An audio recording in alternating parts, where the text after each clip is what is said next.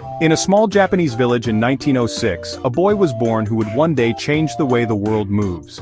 His name was Soichiro Honda, a dreamer, a rebel, and an innovator who refused to accept limits. From an early age, Soichiro was fascinated by machines. While other children played in the fields, he would spend hours watching the local blacksmith repair tools and bicycles. The smell of oil, the sound of hammering metal, these were the sparks that ignited his imagination. By his teenage years, Soichiro had already taught himself how to repair engines. He left home to work in Tokyo, sweeping floors and cleaning in an auto repair shop. But unlike many apprentices, he never stopped asking questions.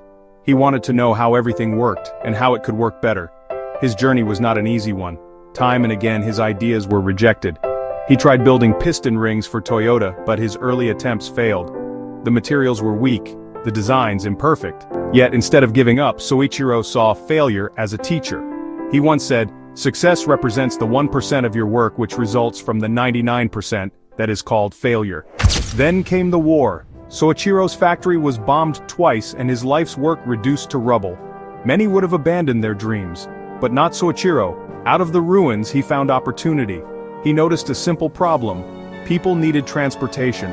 Fuel was scarce, cars were unaffordable, but bicycles were everywhere. So Soichiro strapped surplus generator motors onto bicycles. It was a humble invention, but it changed everything. This was the seed of something greater, the beginning of the Honda Motor Company. In 1948, with the help of businessman Takeo Fujisawa, Soichiro officially founded Honda Motor Company. Fujisawa brought sharp business acumen, while Soichiro provided the engineering genius. Together they built not just a company, but a philosophy, one driven by curiosity, courage, and above all, dreams. Their goal was not simply to sell motorcycles. It was to revolutionize mobility for ordinary people. And in just a decade, Honda did exactly that. In 1958, Honda introduced a machine that would forever change personal transportation, the Honda Super Cub. Small, lightweight, and reliable, the Super Cub was not just another motorcycle. It was a cultural phenomenon. With its step-through frame, simple controls, and efficient four-stroke engine, it was designed for everyone, not just thrill-seeking young men, but housewives, workers, and students. The Super Cub carried groceries, delivered newspapers, and gave people freedom. It quickly became the best-selling motorized vehicle in history, with over 100 million units sold worldwide. The secret to the Super Cub's success was not only its engineering but also its image. Honda's iconic advertising campaign declared, "You meet the nicest people on a Honda." In an era when motorcycles were associated with rebellion, Honda redefined them as friendly, approachable, and trustworthy. By the 1960s, Honda's ambitions stretched far beyond Japan. The company boldly entered the American market, something no Japanese motorcycle maker had ever attempted before. At first, few believed that a small Japanese brand could compete in the land of Harley-Davidson. But Honda's strategy was brilliant. They didn't just sell machines, they sold reliability, economy, and fun. Within a few years, Honda became the largest motorcycle manufacturer in the United States. And it didn't stop there. Europe soon followed, and by the end of the decade, Honda was the largest motorcycle manufacturer in the world. From the streets of Tokyo to the highways of Los Angeles, the hum of Honda engines became the sound of freedom. But Soichiro Honda was not satisfied with just two wheels. He dreamed bigger. In 1963, Honda introduced its first automobile, the T360 mini truck, followed quickly by the sporty S500 Roadster. Industry insiders laughed.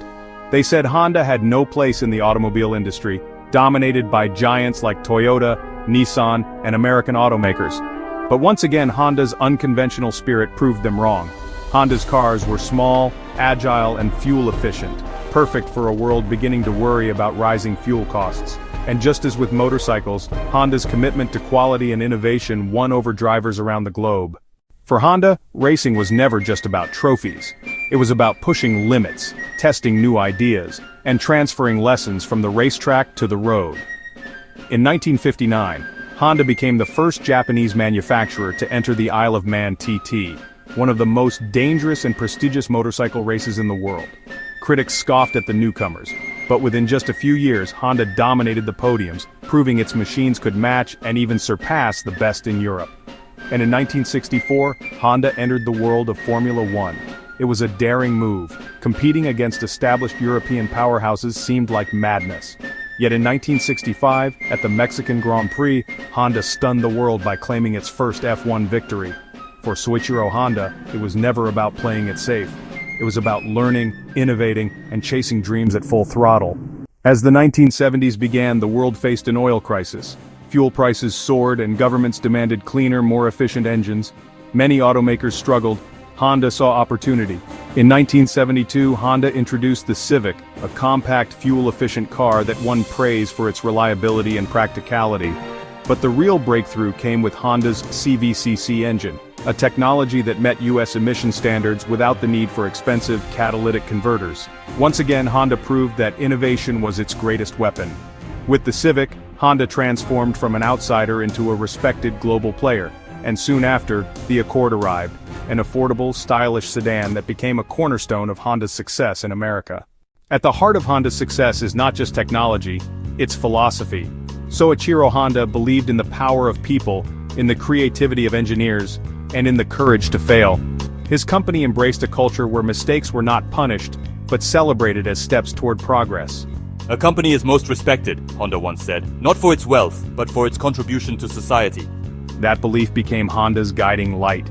Every innovation from the smallest engine to the largest jet carries within it a simple promise: to move people forward. Honda's ambitions never stopped at cars and motorcycles. The company looked to the skies, the seas, and even robotics. In 2006, the Honda Jet took flight, embodying decades of engineering expertise. Designed with efficiency and elegance, it brought Honda's legendary innovation into the world of aviation. Excited. And then there was Asimo, the humanoid robot unveiled in 2000. With its ability to walk, run, and interact with humans, Asimo symbolized Honda's vision of a future where machines assist and empower rather than replace people.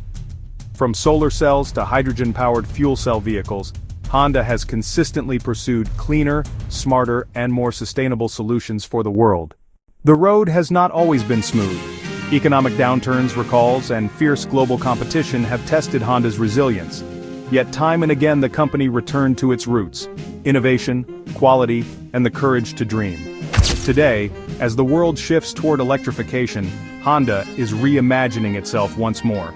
With electric cars, advanced batteries, and hydrogen technology, Honda continues to look ahead, refusing to be bound by the past. Soichiro Honda passed away in 1991, but his spirit lives on in every vehicle, every engine, every innovation that bears his name. He proved that a single dream, fueled by determination, can move millions of people. Today, Honda touches nearly every aspect of transportation: on the road, on the track, on the water, and in the sky. More than 30 million people a year drive, ride, or fly with Honda. Each one is part of a story that began with a boy, a bicycle, and an unshakable dream. The power of dreams is not just a slogan, it is a way of life. Honda's journey reminds us that failure is not the end, but the beginning of growth. That innovation is born from courage, and that no dream is too small, nor too impossible, to change the world. This is Honda, this is the power of dreams.